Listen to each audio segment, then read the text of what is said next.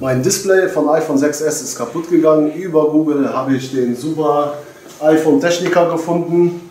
Innerhalb der 10-15 Minuten wurde mein Display heile gemacht. Ich kann euch nur weiterempfehlen. Top Arbeit.